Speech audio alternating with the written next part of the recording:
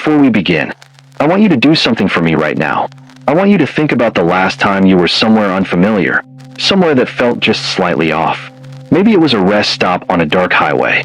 Maybe it was a motel room where the lock didn't quite catch. Maybe it was a trail in the woods that went quieter than it should have. Maybe it was a stranger whose smile lasted a half second too long. You felt something in those moments, didn't you? That low hum at the base of your skull. That invisible hand pressing gently on your sternum. That whisper from somewhere deep in the mammal part of your brain. The ancient, wordless part that remembers what it was like when we were prey. We call it paranoia. We call it anxiety. We call it our imagination. But sometimes, and this is what keeps me up at night, sometimes it isn't any of those things. Sometimes that feeling is a warning.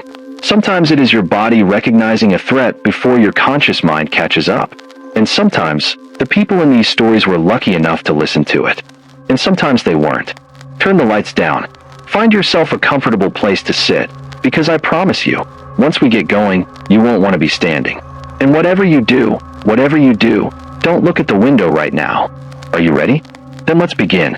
I grew up in rural Tennessee, which means I grew up understanding that empty stretches of road are just part of life.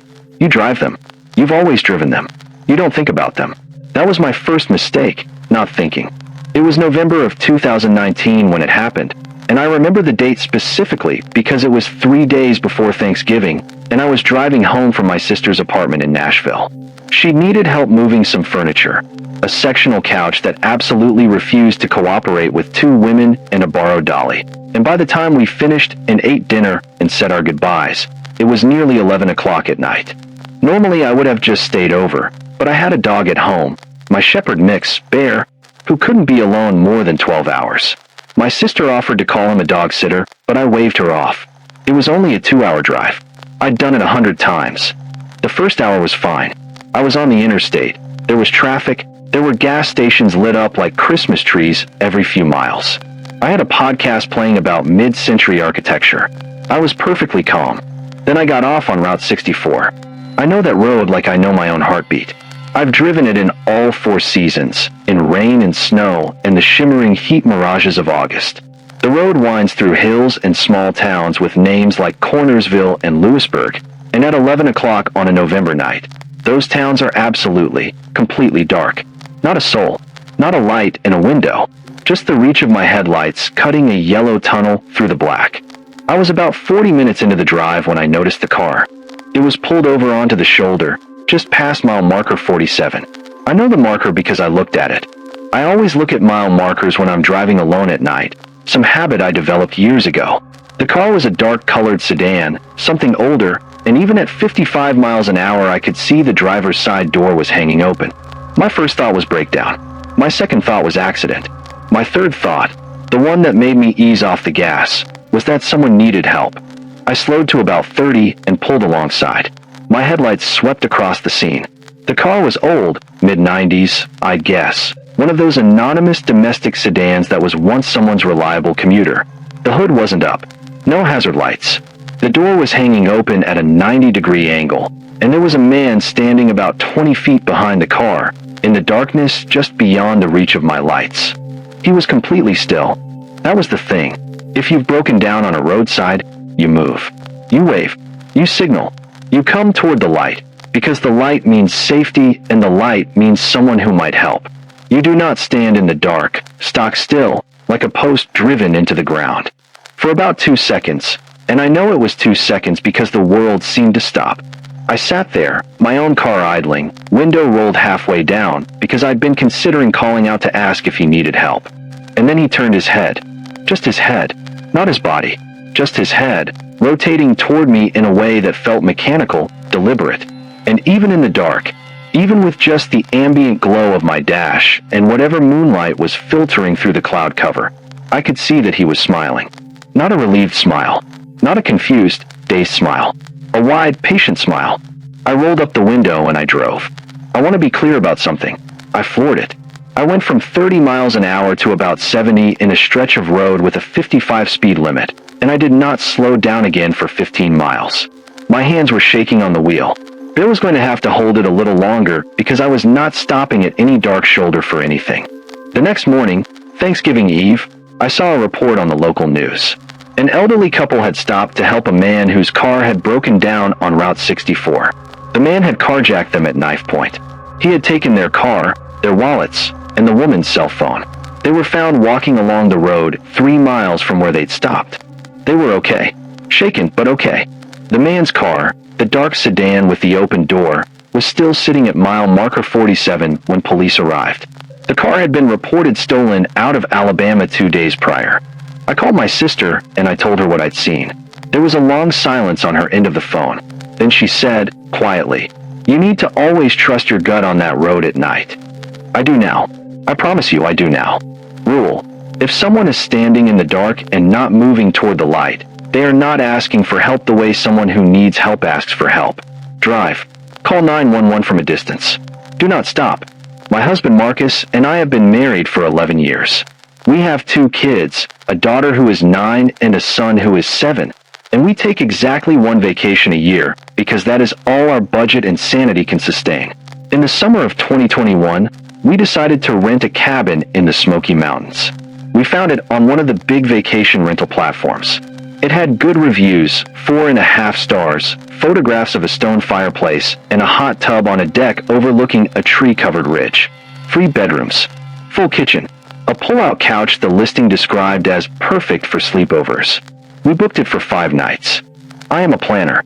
I want you to understand this about me because it's relevant. I research every restaurant we'll visit. I map out driving routes. I keep a family binder with confirmation numbers and emergency contacts and the address of the nearest urgent care. I am the person who reads the fine print. But I didn't read these fine print instructions carefully enough, and that almost cost us everything. We arrived on a Thursday afternoon in late June. The property was exactly as advertised, a handsome log cabin set back from a dirt road, surrounded by rhododendrons, with that ridge view showing off in the golden afternoon light. The lockbox code worked on the first try. The cabin smelled like cedar and lemon cleaner. The kids immediately claimed bedrooms. Everything was perfect. Marcus found the note on the kitchen counter. It was from the property manager, a typed sheet laminated in plastic, the kind of note every vacation rental has. Rules about trash, checkout time, how to operate the grill. We skimmed it together over glasses of iced tea. At the bottom, underneath the section about the hot tub chemicals, there was a line we both noticed and both, independently, decided not to think about too hard. It said, "Please ensure all exterior doors and windows are locked before 9 p.m. The lock on the back door requires 2 full turns of the deadbolt to fully engage." Marcus said, "Probably a bear thing." I said, "Probably." We ordered pizza from a place in town and ate it on the deck. The kids went to bed at 9. Marcus and I sat up in the hot tub until almost midnight, talking about nothing and everything the way you do on vacation when there's no alarm to wake up for. When we finally went inside, I engaged both the front door deadbolt and the back door deadbolt. 2 full turns, the way the note said, and we went to sleep. I woke up at 2:47 a.m. because of the sound. It wasn't a loud sound. That's what made it strange. It wasn't a crash or a bang or anything that would obviously wake a sleeping person. It was a soft, rhythmic sound, almost like someone trying a door handle very slowly, very carefully, testing whether it would give. Back door. I lay in the dark and I listened and I thought about bears and I told myself it was a bear and that the bear would go away and I should go back to sleep. Then I heard it again. Slow. Methodical. Not a bear. Bears don't test handles. Bears don't stand on their hind legs for 20 seconds between attempts. I shook Marcus awake. He's a light sleeper, ex-military, 2 tours in Iraq, and he went from asleep to fully alert in about 3 seconds. I told him what I was hearing. He listened. We both heard the 3rd attempt. He was out of bed without a word. We had a gun with us. We carry legally, and when you're traveling with children in remote areas, we feel it's the responsible choice. Marcus had the firearm in his hand when he moved toward the back hallway. I was behind him. He turned on every light between our bedroom and the back door. The door was still locked. 2 full turns of the deadbolt, solid in the frame. Marcus turned on the exterior deck light and looked through the window beside the door. There was a man standing at the edge of the hot tub. He was white, maybe 40, wearing a gray hoodie and dark pants. He was standing very still, facing the cabin, looking directly at the light Marcus had just turned on. When the light hit him, He took one slow step backward, then another, and then he turned and walked into the woods. Marcus called 911. Deputies arrived within 20 minutes, which felt like a very, very long 20 minutes during which we sat on the floor of the hallway with the kids, awake now, confused, frightened, and waited. The deputies found nothing in the immediate woods, but they did find something that changed the texture of the entire situation into something that still makes my stomach drop when I think about it. In the tree line, about 50 feet from the back deck, someone had built a makeshift blind out of cut branches, like a deer blind, a small, deliberate structure woven between two trees that was designed to conceal a person. And in the dirt in front of it, facing the cabin, there were footprints.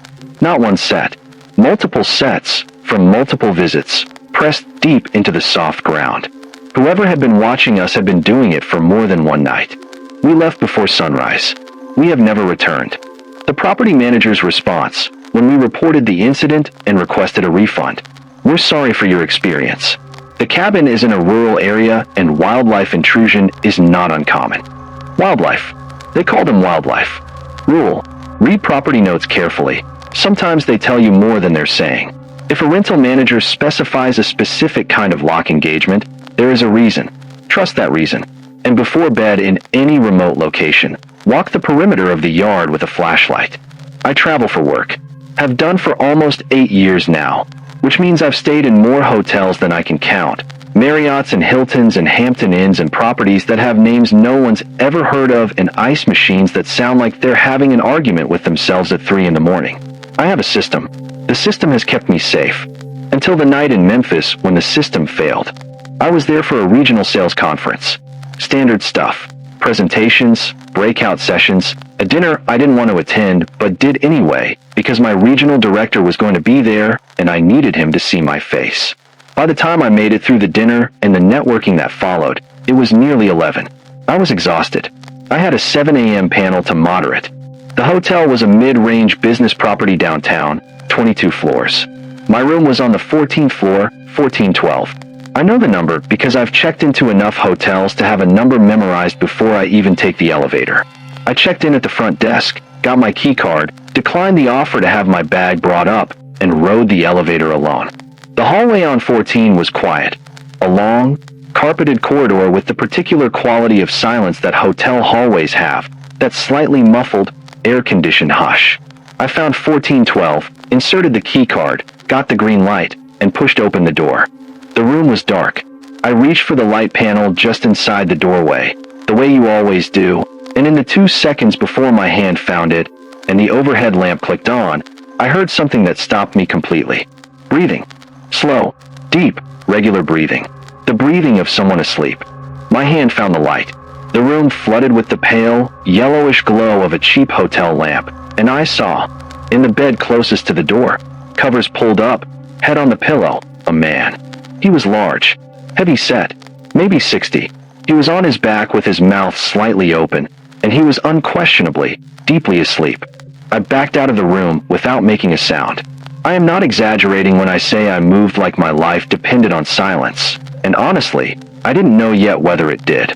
I pulled the door closed behind me, slowly, holding the handle so the latch wouldn't click, and I stood in the hallway with my heart trying to exit my body through my sternum. There are 2 explanations for what had just happened. The first, benign explanation, a hotel key programming error. It happens. Key cards get cross-programmed. I had a card that opened 1412, but 1412 was already occupied by someone else. Simple mistake. Embarrassing, easily corrected. The second explanation was the one I stood in the hallway thinking about while trying to control my breathing. What if it wasn't a programming error? What if someone had gotten a key to my room? I went back to the front desk instead of calling from the room. I want to emphasize this choice because I've thought about it many times since. I did not go to a house phone in the hallway. I did not use my cell phone standing in that corridor. I got back in the elevator and I went all the way to the lobby and I stood in front of the front desk agent and I told her exactly what I'd found. Her face went through about 6 expressions in 4 seconds. She got a manager. The manager got security. 2 security officers went up to 1412. It was, in fact, a keycard error.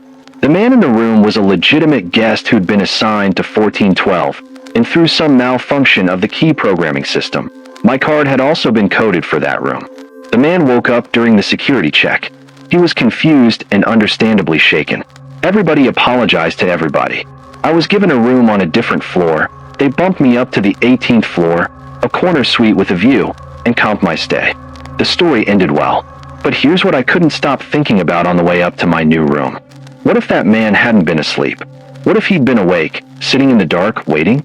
I've since learned that there is a hotel scam, documented, reported, real, where someone calls a guest's room from the lobby or from outside, poses as front desk staff, tells the guest there's a problem with their keycard, and asks them to come down to have it reprogrammed. While the guest is in the elevator, an accomplice accesses the now empty room. I didn't know about that scam that night in Memphis. I know about it now. Rule: if you enter a hotel room and feel anything is wrong, anything, a sound, a smell, a sense that the space has been disturbed, do not stay. Back out. Do not call from the room or the hallway. Go to the lobby in person. Also, hotels will never ask for your keycard number over the phone. Ever.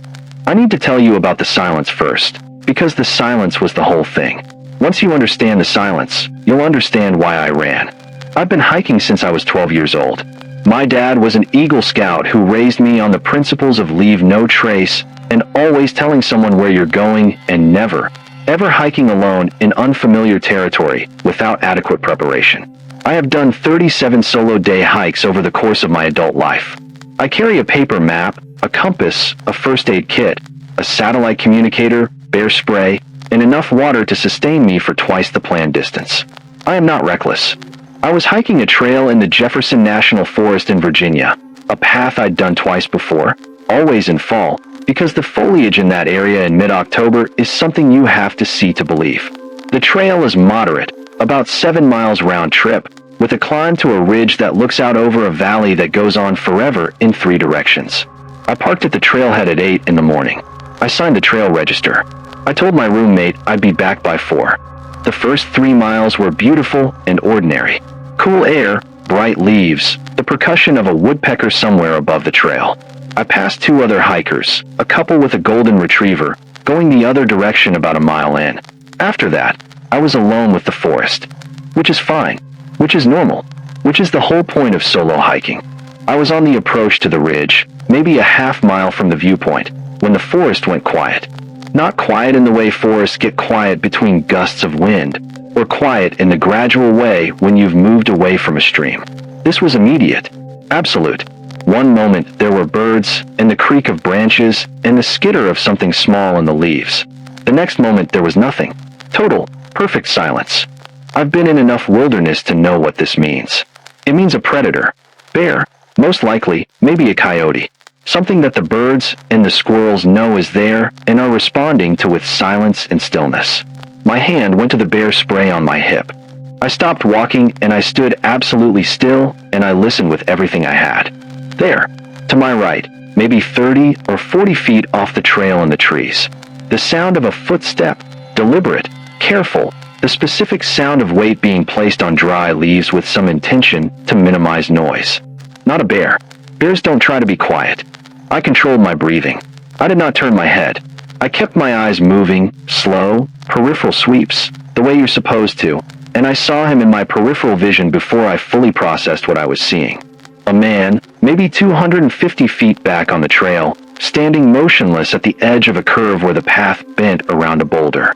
He was wearing dark colors. I couldn't tell green or gray or brown. He was facing me. He wasn't moving. And to my right, in the trees, another footstep. I did my math extremely quickly. 2 people, one on the trail behind me, one in the trees to my right, moving parallel to the trail, moving in the same direction I was traveling. 2 people, spread out, with the person on the trail keeping me in sight and the person in the trees moving to flank me. I have never felt so precisely, geographically aware of my own body as I did in that moment. I knew exactly where the trail went ahead of me, up and narrowing, into a more densely wooded section before it opened at the ridge. I knew exactly how far I was from my car. I knew exactly what the terrain to my left looked like, a downward slope, thick with mountain laurel, that eventually connected with a service road I had on my paper map. I made a decision. I stepped off the trail to the left, into the mountain laurel, and I moved as fast as I could without running. Running would have meant noise, and noise would have meant they knew exactly where I was. I moved in a controlled, rapid push through the undergrowth, keeping my bearing by compass, heading for the service road. My bear spray was in my hand. My satellite communicator was on. I hit the button that marks your location as an emergency pin. I kept moving. I reached the service road in about 20 minutes. I walked out to the forest road where the service road connected. I walked that road for 45 minutes until I got a cell signal. I called my roommate. Then I called the Forest Service. Rangers went in. They found a campsite about 400 meters off the trail, in the trees to the right of where I'd been standing. A site that was not in any designated camping area, with no permit, with 2 tents and evidence of an extended stay. Whoever had been there was gone. The Rangers told me they couldn't confirm anything, that I might have been spooked by hunters. It was bow season. Maybe. But hunters who are legally hunting don't flank solo hikers in a spread formation. And hunters don't abandon campsites when rangers show up to investigate. Rule: when a forest goes suddenly silent, stop and assess. If you see 2 people behaving in what appears to be coordinated motion around you, one on the trail, one off trail, moving parallel, trust your read on that situation. Get to a road. Activate any emergency communication device you have. Do not hike alone without a satellite communicator. My brother's bachelor party was in Savannah, Georgia. 7 guys, 2 days, 1 rented house in the historic district that smelled like old wood and humidity, and something we chose not to identify. It was everything you'd expect from a southern city bachelor party. Good food, too many drinks, a ghost tour that was corny in exactly the right way, and a poker game that lasted until 2:30 in the morning. I was the driver. I was always the driver. I've been the designated driver in our friend group since college because I genuinely don't mind it. I like driving. I like being alert. I like being the guy who gets to remember everything the next morning when everyone else is piecing it together from fragments. 2 of the guys, my friend Derek and my brother's college roommate, a guy we all call Fish, wanted Waffle House. This is not a remarkable desire at 2:30 in the morning after a bachelor party in the South. It is, in fact, practically a requirement. I looked up the nearest location, loaded it in my GPS, and drove. The Waffle House was fine. We had eggs and scattered hash browns, and my brother drank approximately a gallon of water. By 3:15 we were back in the van and heading toward the rental house. 2 miles from the house, the van's low fuel warning came on. Now, 2 miles is nothing on a full tank. On a near-empty tank, with a van full of moderately to severely impaired men on a route through a part of the city I didn't know well, I decided to handle it immediately. I turned off toward a gas station I'd passed on the way to Waffle House. The station was one of those older independent places, not a major chain, no big bright canopy, just a small building with 4 pumps under a light that was flickering in a way that suggested its bulb had been in the process of dying for several months. There was one other car at the pumps. The convenience store windows were lit, but I couldn't see anyone inside at that angle. I pulled in and started pumping gas. The other guys were in various states of consciousness in the back. Derek was asleep. Fish was on his phone. My brother was staring out the window with the peaceful, unfocused gaze of a man who had successfully completed his bachelor party. I heard the car door. The other car at the pumps, a pale blue late model sedan, had someone in the passenger seat who got out. I noticed him because he didn't go toward the store or toward the pumps. He walked toward me. He was maybe 30, wearing a white t-shirt, hands in his pockets. He stopped about 8 feet from me. "Hey man," he said, "you got jumper cables?" My dad's voice in my head, from probably 30 years of car-related lessons. Never open your trunk for a stranger at night. "Sorry," I said. "No." He took 1 step closer. "What about a cell phone charger?" "My phone's dead. I don't have one that would work for your phone." This was a lie. I had a multi-head charging cable in the console. Another step. "Look, man, I hate to ask this, but we're stranded and my buddy in the car doesn't have any cash on him, and I just need like 10, 15 bucks for gas." This is what's called a stepped approach, a sequence of requests designed to get you engaged, to get you talking, to find the request you can't say no to. Each step brings him physically closer. Each request is designed to test where your resistance is. I looked at the car. The driver was sitting motionless. Didn't look toward me. Didn't look toward the store. Just sat there. I don't carry cash, I said. Sorry. Man, come on. The pump clicked off. Tank full. I pulled the nozzle, replaced the cap, and got in the van. I locked the doors before I even had the key in the ignition. In my mirror, as I pulled out, I watched him stand and watch me go. The driver of the other car still hadn't moved. I told Fish, who was still awake, what had happened. He was quiet for a moment. The car ran, he said. What? The other car. While you were pumping, I was watching it from the window. The exhaust was running. It wasn't dead. We drove the rest of the way in silence. Rule: at night, at unfamiliar gas stations, be aware of anyone who approaches you and escalates through requests. Watch for the person in the car who isn't moving. Know whether the car they claim is dead is actually running. Get in your vehicle and lock the doors before they can reach you. You can always be rude later. Rudeness is fixable. What happens when you're wrong about a stranger is sometimes not. I want to be clear about something up front. I am not a nervous traveler. I am a 34-year-old woman who has traveled solo through Southeast Asia, who has navigated bus systems in countries where I do not speak the language, who has slept in hostels and overnight trains, and one memorable situation in Portugal that I won't get into right now. I am not easily spooked. But this spooked me. This spooked me deeply and permanently. It was a work trip to Portland, Oregon.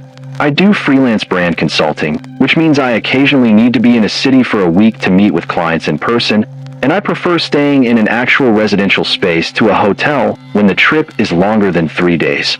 It feels more grounded, you can cook, there's a living room to decompress in at the end of the day. The listing was a private room in a craftsman house, 1 bedroom with its own bathroom, shared kitchen and living room, hosted by a man named Daniel who had over 200 5-star reviews and a Superhost badge. His reviews all said variations of the same things. Great communicator, clean home, leaves you alone, makes you feel welcome without hovering. Perfect. First day was exactly that. Daniel showed me around on arrival. Here's the coffee maker, here's where the extra towels are, the Wi-Fi password is on this card. And then he went about his business. I went about mine. I met with clients, ate some excellent food, came home to the clean, quiet room. Everything was as advertised. On the second night, I got up around 2 in the morning to use the bathroom. The hallway was dark. I shuffled toward the bathroom without turning on any lights because the layout was simple and I'd mapped it. As I passed the top of the stairs, I looked down. Just a reflex, the way you glance at things in the dark, and I stopped. Daniel was sitting at the kitchen table. It was nearly 2:15 in the morning. He was sitting at the kitchen table in the dark, facing the stairs. He was not doing anything. He did not have a phone or a glass or a book. He was just sitting, in complete darkness, facing the staircase. I retreated back into my room. I locked the door. I sat on the bed for a while and thought about this. I told myself there were benign explanations. Insomnia, a meditative practice, habit. Some people are simply awake at strange hours doing nothing in particular. His reviews were immaculate. There was no reason to. I heard the stair creak. Just one. The third step from the bottom, which creaked slightly whenever anyone stepped on it. I'd noticed it going up the night before. Just once. Then silence. I moved the desk chair under the door handle. Then I sat on the floor with my back against the bed, and I waited until 6 in the morning, at which point I gathered my things very quietly, slipped out of the room, and left the house before Daniel was visibly awake. I moved to a hotel for the remaining 4 days. I submitted a report to the platform. I described what I'd observed. The sitting in the dark, the stair creak, my honest interpretation that I did not feel safe. The platform's response was that without evidence of a policy violation or an incident, they couldn't take action on the listing. Daniel's reviews continued to accumulate. I checked the listing 3 months later, and he was still a Superhost. I don't know what Daniel was doing sitting in his dark kitchen at 2 in the morning facing the stairs that led to his guest's room. I have thought about this more times than I can count. I don't know, and that's the point. I don't know, and when you don't know, you leave.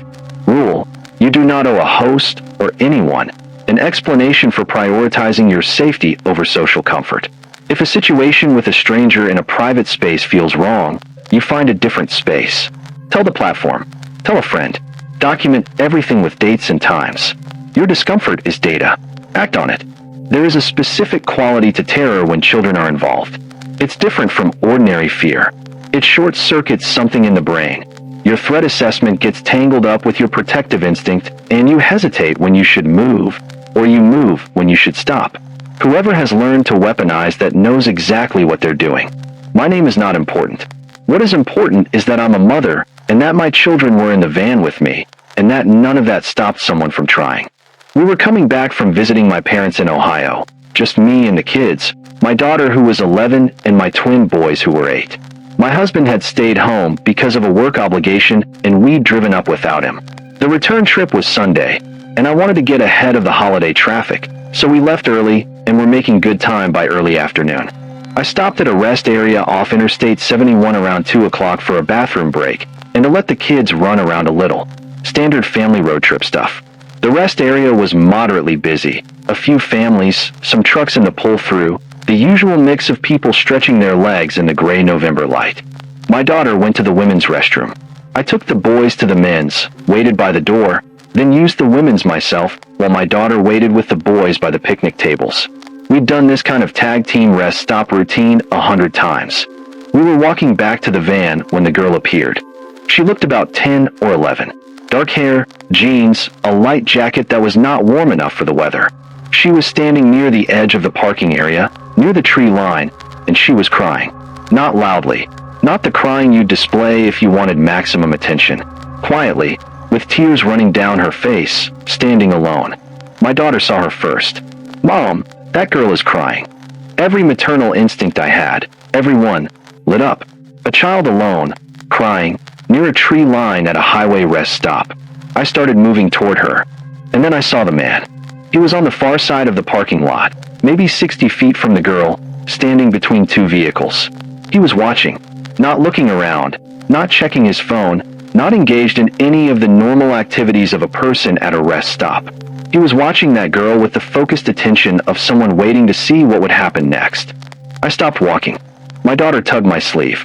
"Mom, go get in the van," I said. "Right now? Take your brothers." But that girl. Van. Now. The firmness of my voice got them moving. I kept my eyes on the man while I shepherded my children toward our vehicle. He saw me looking at him. He didn't look away. He just kept watching, expression neutral. I got my kids in the van and I locked the doors. I called 911 right there from the parking lot. I described the girl, described the man, described where we were. "Don't approach," the dispatcher said. "Keep your kids in the vehicle. Don't leave until we get someone there." "What's the make and color of the man's vehicle?" I watched him while I was on the phone. When he realized I was on a call and not moving, something in his posture shifted. He got into a tan pickup truck. He drove out of the rest stop. The girl, who had been standing near the tree line, began walking toward the restrooms, briskly, purposefully, like she had somewhere to be. The state troopers arrived within 8 minutes. I gave them everything I could. The truck, the partial plate I'd managed to catch, descriptions of both the man and the girl. The troopers told me the girl was unaccounted for when they checked the restrooms and the building. Whatever she was or whoever she was gone. I have never found out what I witnessed at that rest stop. I've turned it over and over. I don't know if the girl was a lure, deliberately crying to draw adults, specifically women traveling with children, to the tree line where an accomplice waited. I don't know if she was a victim of something else entirely. I don't know if the man was connected to her at all. I know that he was watching her, and that when he saw me call, he left. And I know that I am very glad I put my children in the van before I let my instinct to help override my instinct to assess. Rule: a crying child alone in a public place can be a genuine emergency, or it can be a lure. These two things are not mutually exclusive. The correct response is to call 911 immediately, describe what you see, stay on the line, and do not approach with your own children present. Let the people trained for this situation handle it. Your job is to call, not to be the first responder. I want to tell you about the knock, but first I need to tell you about the room, because the room matters. I was 27, recently divorced, and in the middle of what I can only describe as a prolonged and somewhat theatrical period of being fine. I was fine, I kept telling people. Totally fine. I had the apartment all to myself, which was liberating. I was eating cereal for dinner and watching documentaries until midnight, and generally exercising the freedoms of newly solo, living with enormous enthusiasm. The apartment was a second-floor unit in an older building in Minneapolis. Exterior stairs, meaning to reach my door, You had to come up an open staircase on the outside of the building. The door opened onto a small landing. I was at the end of the second floor walkway, last unit. There was no reason for anyone to be on my landing unless they were going to my apartment specifically. I'm a solid sleeper. Always have been, even in the worst months of the divorce. So when something woke me up at 4:12 in the morning, I looked at the clock. I remember the time exactly. My first confused thought was that I'd dreamed it. Then it happened again. A knock at my door. For rapid knocks. Not an emergency pounding. Not a tentative tap. For precise, deliberate knocks. I sat up. I did not go to the door. I sat in the dark of my bedroom and I listened, which is something I did not know I knew to do, but apparently knew instinctively. A full minute passed. For more knocks. Same cadence. Same precise quality. I got out of bed. I did not turn on any lights. I moved to the front room and I positioned myself to the side of the door, not in front of it, because I had read, once, years ago, that doors in residential buildings do not stop bullets, and this thought was present in my mind even though I could not have told you why. I looked through the peephole. There was a woman on my landing. She appeared to be in her 30s. She was wearing a coat that seemed too thin for a Minnesota night in October. Her hair was down and disheveled. She looked upset. Her face was doing the tightened, controlled thing that faces do when someone is trying not to cry. My hand was on the deadbolt. I was 30 seconds from opening the door. Then I looked again, more carefully. The way your eyes adjust to a peephole when you've been standing at it for more than a moment and the adrenaline settles enough for you to actually see instead of just react. She was looking at the door, but not at the peephole. To the right of the peephole, at the wall beside the door frame. And her weight was resting back on her heels. Not the weight of someone who has just knocked and is waiting with a normal person's expectation. Her weight was back. She was leaning slightly away from the door. She knocked again. 4 times. The same cadence. And while she knocked, she was still looking at the wall to the right of the door, not at the door itself. I did not open the door. I stepped back into my apartment and I called the police. Non-emergency line, because I wasn't sure what this was. I described the woman, the situation.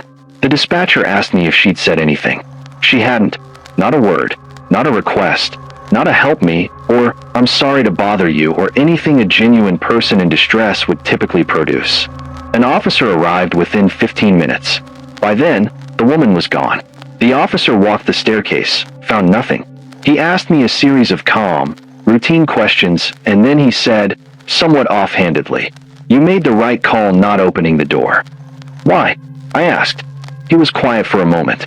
Then he said, "We've had some incidents in this area with staged distress situations, where someone presents as needing help at a residential door at odd hours, and when the door opens, they're not alone." He didn't elaborate. I didn't ask him to. I installed a video doorbell the next day. I had the exterior lighting upgraded the week after that. I have never answered a middle-of-the-night knock without visually confirming who it is and what they want before any consideration of opening that door. Rule: a genuine person in distress at your door will speak to you. They will explain their situation. They will look at where a person's face would be, the peephole, the door itself. Body language inconsistencies are real and important data. You can speak through a closed door. You can call 911 from inside your home with the door locked. You do not have to open the door. You never have to open the door. We rented the lake house for 2 weeks every July, which made it, in my mind, practically ours.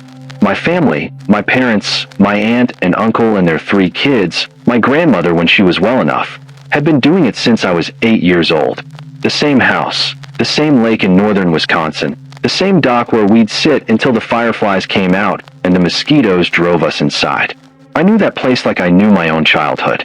I was 19 the summer it happened, old enough to stay up late after my parents went to sleep, old enough to think I knew everything about a place I'd been coming to for 11 years. There was a second-floor bedroom with a window that faced the back of the property, not the lake side, but the woods side. I'd always had that room. It looked out over a slope of mixed forest, birch and pine that backed up against a neighboring property about a quarter mile away.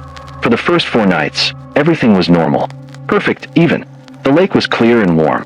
My cousins were good company. My grandmother sat in the Adirondack chair on the dock every afternoon and watched the loons. Everything was exactly what it should have been. On the 5th night, I couldn't sleep. This wasn't unusual for me at lake houses. Something about the wood sounds, The settling and expanding of old structures, the unfamiliar quiet after city living. I was lying in bed reading on my phone when I noticed the light. It was in the tree line. A small, pale light, not a flashlight beam exactly, more like the ambient glow of a phone screen, diffuse and moving. Moving very slowly, parallel to the house, deeper in the trees. I watched it for a while, telling myself, animal. This is obviously an animal. Animals don't carry light sources, but it didn't look like eyes, no paired reflection. It looked like a screen, slowly moving through the woods at 1 in the morning, parallel to the house, at roughly human height.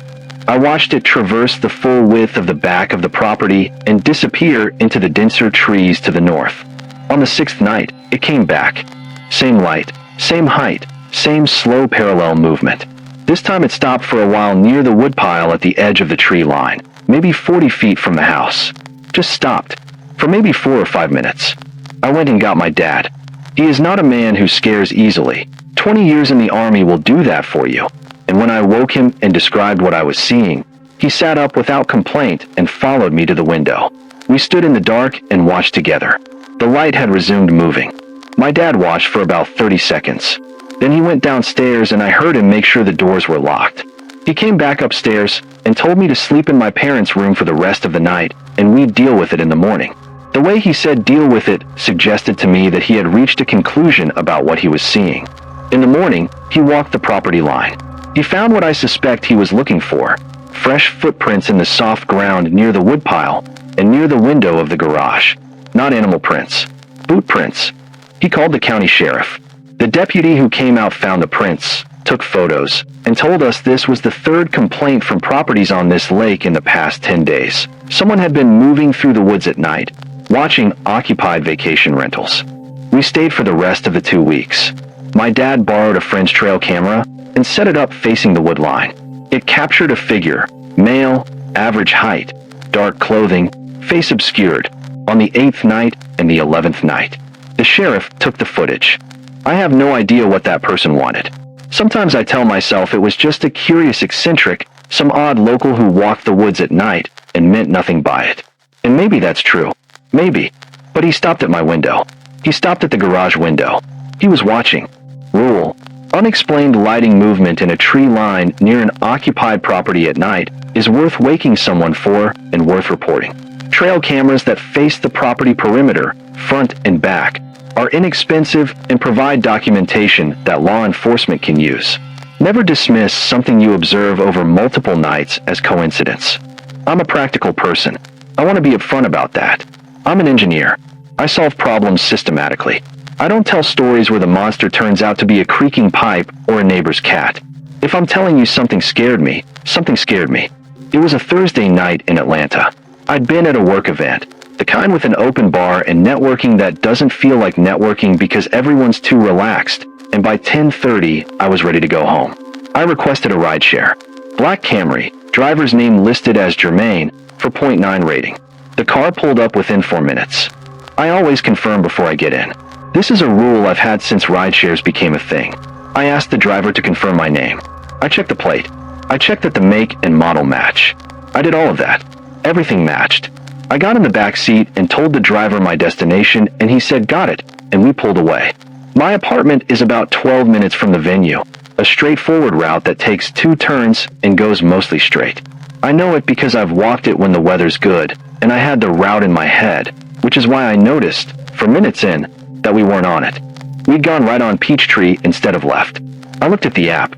The GPS shown in the app showed us heading in the correct direction, but the street we were physically on wasn't the one on the app's map. I want to explain what I mean by that, because it's precise and the precision matters. The app was showing us on one road, and we were physically on a different road. Not a slight discrepancy, not a GPS drift. A completely different street, heading in a direction I knew was wrong. I said, "Excuse me, are we going to Midtown?" My GPS shows Midtown. Taking a slightly different route, less traffic, the driver said. He didn't look back. "Can you go back to Peachtree?" I asked. "I prefer that route." There was a pause. This is faster. The "this is faster" in a cab or rideshare is often true and innocent. But the pause before it, and the fact that we were not on the route shown in the app, which the driver should also be able to see. These things were inconsistent in a way my engineer's brain flagged immediately. I hit the share trip button in the app and sent my location to my roommate. I sent a text that said, "Rideshare, driver going wrong way, plate number." Then I said, clearly, "I'm sending my real-time location to a contact right now." The car slowed. The driver was quiet for a moment. Then he took a left and another left, and we were suddenly on a road I recognized, heading in the right direction, approaching my neighborhood. He didn't say anything for the rest of the ride. When he stopped in front of my building, I got out. I made sure the building door was locked behind me before I watched him drive away. I reported the trip to the platform with a full account of the deviation. They provided a callback from their safety team. The representative I spoke with was careful and professional. She asked several specific questions about the nature of the route deviation and whether I had felt physically threatened. She told me my report would be reviewed. I never received a follow-up. The driver's profile was still active the last time I checked. I don't know, with certainty, what that driver intended. Maybe there was traffic on my route and his decision to deviate was innocent and his manner was simply unfriendly. This is possible. I hold this possibility. I also know that telling him I was sharing my real-time location with someone caused an immediate change in behavior. Rule: in a rideshare, always confirm name, plate, and vehicle before entering. Track your route in a separate Maps app. If the physical route and the in-app route diverge significantly, share your trip immediately and verbally state to the driver that you are doing so. Keep your hand on the door handle. Know your emergency exit options. Your discomfort is not rudeness. It is self-preservation. My grandfather died in October of 2018 and left me, unexpectedly, his farmhouse in rural Kentucky. I had visited it maybe a dozen times as a child.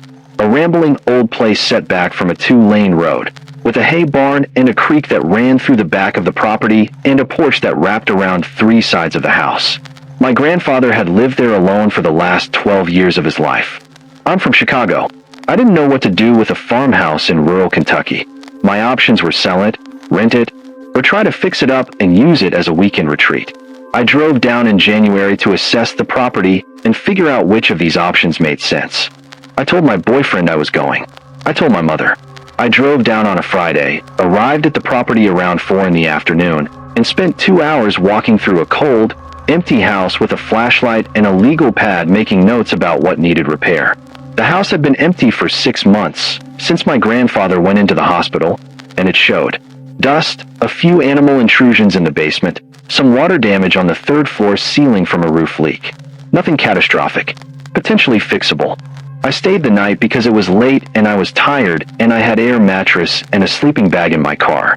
I set up in the living room because it was the driest room and the one furthest from the basement, which had smelled alarmingly of something I didn't want to examine too closely. I woke up at midnight because of the truck. I heard it before I was fully awake. The low rumble of a diesel engine on the road outside, which should not have been remarkable except that the engine slowed and stopped and the rumble idled and didn't move. I lay in my sleeping bag and listened to the idling engine for 30 seconds, 45 seconds, a full minute. Then I heard something else. The sound of the front gate, an old metal cattle gate at the end of the gravel drive, about 200 feet from the house, being opened. I was on my feet in about 2 seconds. There was no cell signal at the farmhouse. I had known this. My grandfather had always said the only way to call out was from the road. I had my phone and it was useless.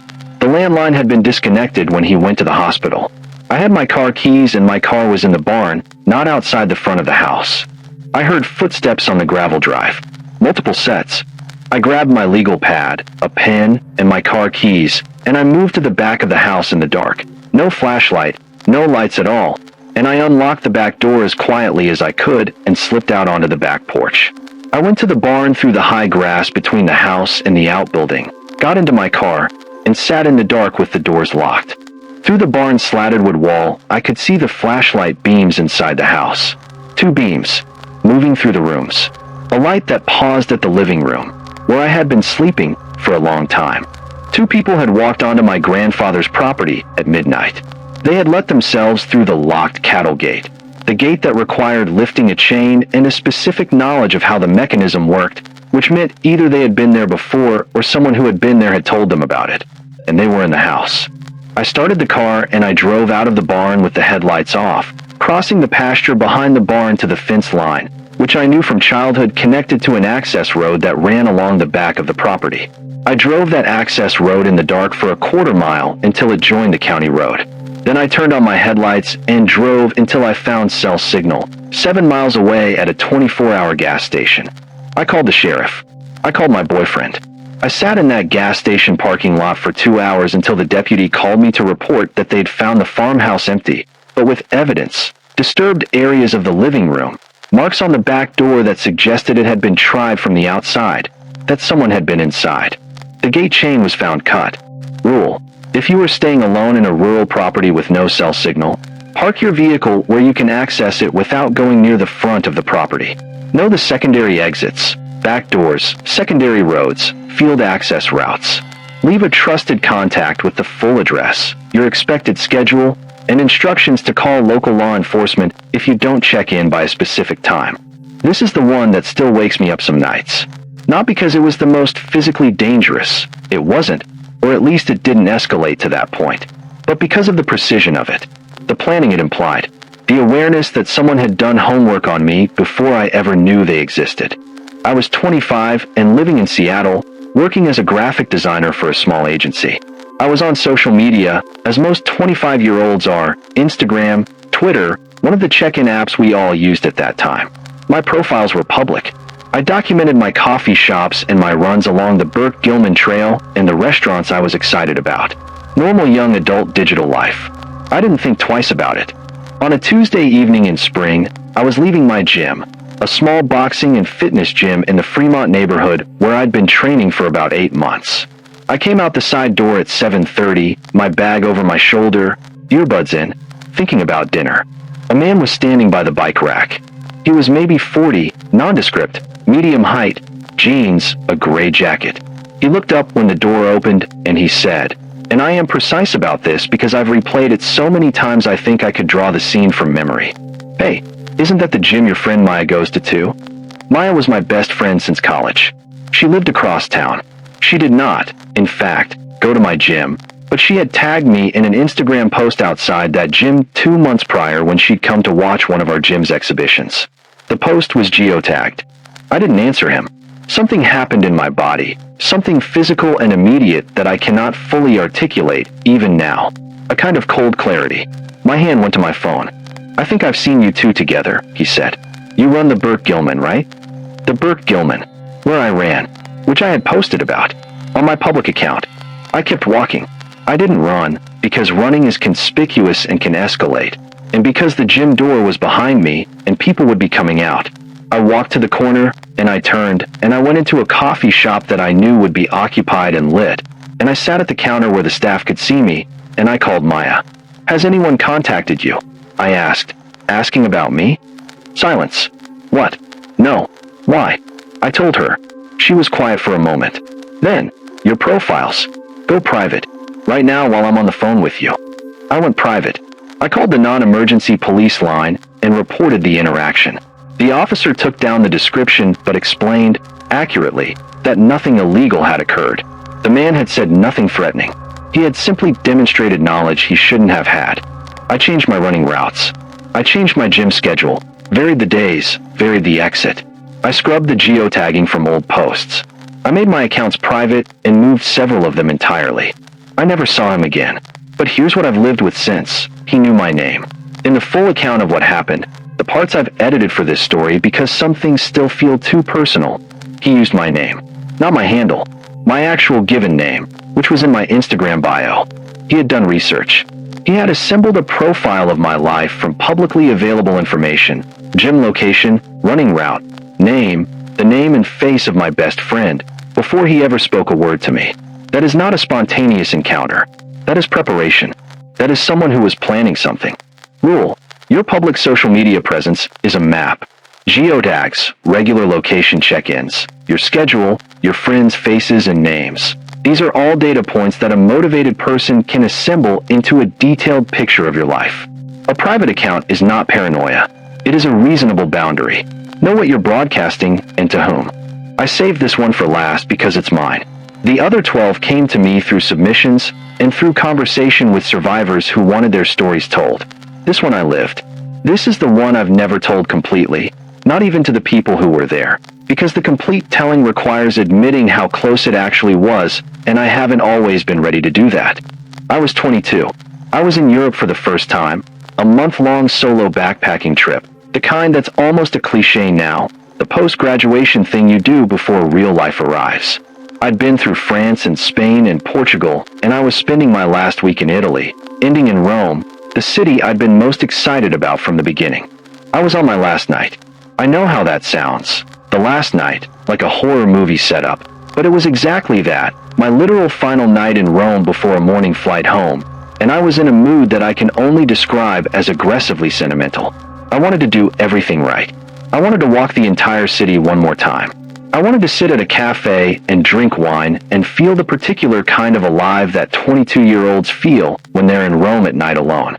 I left my hostel around 9:30. I walked to the Pantheon, which is lit at night and surrounded by tables and tourists and the general warm noise of a Roman evening. I had a glass of wine at a table and watched the people. Perfect. Everything I'd wanted. I started walking back around 11. Not to any landmark, just wandering. The way you do when you know a city well enough after a week to trust your sense of direction and the knowledge that Rome's streets, however labyrinthine, eventually connect to something recognizable. The street I ended up on was narrow. They're all narrow in the historic center. It was quiet, not alarming, just the after 11 quiet of a residential block, the restaurant noise and tourist bustle fading a few streets back. There was a man ahead of me, walking in my direction, which I registered and then released because that is what human brains do when we're relaxed and not yet alarmed. Then I noticed a second man. He was coming from the opposite direction, also walking, also unhurried, also entirely normal except that he was looking at me in a way that the first man was also looking at me. Brief glances, coordinated in a way I registered in my peripheral vision without being able to name yet what I was seeing. And then the first man stopped. Not at a door, not at a corner. In the middle of the narrow sidewalk, he stopped and turned toward a wall as if consulting something on his phone, blocking the sidewalk. The second man was now about 30 feet behind me. I had perhaps 4 seconds to process the geometry of this before it fully crystallized. One man ahead, stopped, blocking my path forward. One man behind me, walking, closing the distance. A street with doors on both sides and no cross street visible in either direction. My body understood before my mind caught up. Every alarm in the ancient, mammalian part of my brain was screaming in unison. I turned. Not the way I'd come. Off to the right. A tiny side passage, barely a passage really, more the gap between 2 buildings that had been paved into a footpath. One of those Rome peculiarities that exist because of centuries of urban evolution. I had seen it a second before, registered it unconsciously, and my feet took me toward it before I'd made a conscious decision. I went through the gap. It opened into a small courtyard, a few doorways, a single lamp mounted on the wall, a bicycle locked to a drain pipe. On the far side, another lane. I crossed the courtyard and took the lane at a pace that was not quite running, but was the fastest possible walking. I emerged onto a wider street, and there were people on it. A couple walking a dog, a man shutting up a gelateria, and I positioned myself near them without explanation, and I stood there for a full minute. Neither man followed me out of the passage. I took a taxi back to the hostel. I told the woman at the reception desk what had happened, in my fragmented Italian mixed with English, and she made the face of a local who has heard this before, not dismissive, but knowing. She told me that yes, this happens, and that the gap between buildings thing, using side passages, changing direction unexpectedly, was the right instinct. I flew home the next morning. I was in my parents' house in Ohio by afternoon, sitting at the kitchen table with my mother, and she asked me how Rome was, and I said, perfect. Everything I wanted it to be. I didn't tell her about the street until years later. I'm telling you now because I want you to understand something that all 13 of these stories, in their different ways, are trying to say. Your instincts are real. They have been refined by millions of years of evolution, and they are paying attention even when you think you are relaxed. The whisper at the base of your skull, the cold press on your sternum, the sudden clarity of a body that knows, before your thinking mind catches up, that something is wrong. Every person in these stories who survived did so because they listened to that whisper. They acted on it before they had full information, before they had certainty, before politeness and social expectation had finished making their case for why everything was probably fine. Because the cost of being wrong about the threat is embarrassment. The cost of being wrong about the safety is sometimes everything. Trust the whisper. Final rule: when your body tells you something is wrong, you are allowed to act on that information without gathering proof, without completing a risk analysis, without explaining yourself to anyone. You can be rude. You can be dramatic. You can run from a shadow and turn out to have run from nothing. That is a fine outcome. That is the best possible outcome. Run toward the light. Lock the door. Call the number. Leave the room. Stay alive. Stay skeptical. Stay safe. If you've made it this far, then you've sat with me through 13 accounts of people who found themselves in the space between ordinary life and something they couldn't have predicted. Some of them are people who emailed me their stories months or years after the fact, still shaking slightly in the way only survivors shake when they revisit close calls. Some of them are people I know personally. One of them is me. I've been thinking about why we do this, why we seek out these stories, why we sit in the dark and let ourselves be frightened by things that happen to real people in real places that we could, on any given day, also visit. Why? In an era of algorithmically optimized content designed to tell us only what we want to hear, we keep returning to narratives that disturb us. I think it's because we understand, on some level, that this is practice. Not in a grim or fearful way. In the way that watching a documentary about wilderness survival teaches you what hypothermia looks like, or reading about rip currents means you'll know what to do when the ocean starts pulling you sideways. We are processing scenarios. We are running simulations. We are sitting in the safe dark and asking ourselves, quietly and honestly, what would I have done at mile marker 47? Would I have seen the man in the tree line? Would I have opened the door at 4 a.m.? And most importantly, would I have trusted the thing I felt in my gut before my rational mind caught up? Because that is the thread that runs through all of them. Every single one. Not the monsters. There are no monsters here. Only human beings making the choices that human beings make under pressure. The thread is the moment before the choice. The moment when the body knew and the mind was still catching up. The moment when something ancient and wordless was screaming its one-syllable message. Wrong. Wrong here. Wrong now. This is wrong. Elena, who was driving home on Route 64 in November, felt it when the man in the dark turned only his head and smiled with that patient, waiting smile. Jennifer, who was sleeping in the cabin in the Smokies, felt it when she heard the rhythmic testing of the back door. Too slow, too careful, too deliberate. The engineer in the rideshare felt it when the physical street and the app's map stopped agreeing with each other. I felt it at 22 in a Roman alley, when two men I didn't know created a geometry with their bodies that my sleeping brain recognized as a trap before my waking brain had the vocabulary for it. We all felt it. The ones who listened, who moved, who locked and left and ran and called. We all felt it, and we acted on it. That is why we're here to tell these stories. There are other versions of these stories. The versions where the person didn't feel it, or felt it and talked themselves out of it, or felt it and thought social grace required them to ignore it. I don't tell those stories. I can't. They don't come to me in emails written by survivors. They show up in news reports and police records, and the particular grief of families who receive phone calls they had no reason to expect. I am not trying to frighten you into paralysis. I am not suggesting that every road is dangerous, that every stranger is a predator, that every unfamiliar noise is a threat. The world is mostly ordinary. Most strangers are exactly what they appear to be. Most rest stops are just rest stops. Most rental cabins are just rental cabins. Most rideshares get you home by the most efficient route. But sometimes they aren't. And sometimes they don't.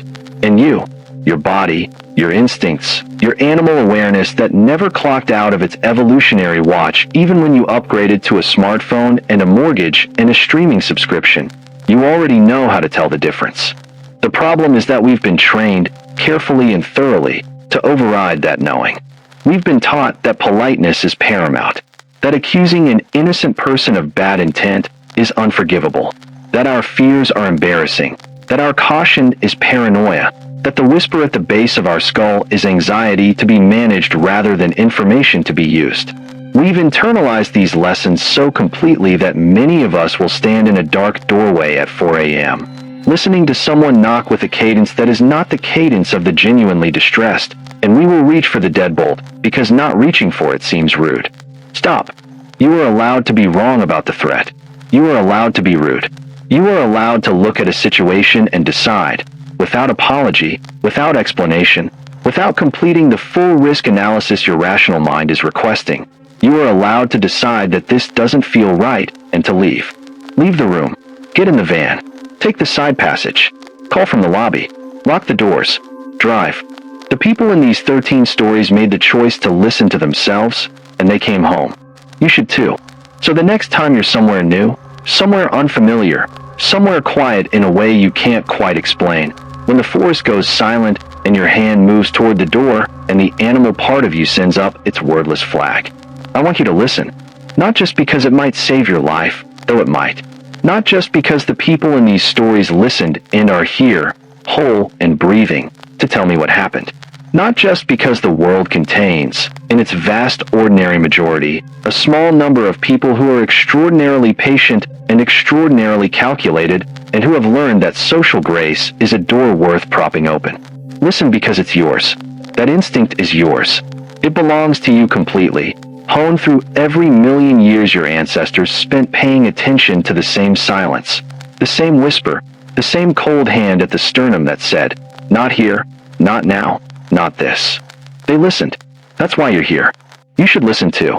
Take care of yourselves out there. Tell someone where you're going. Trust the whisper. Lock the door. Good night.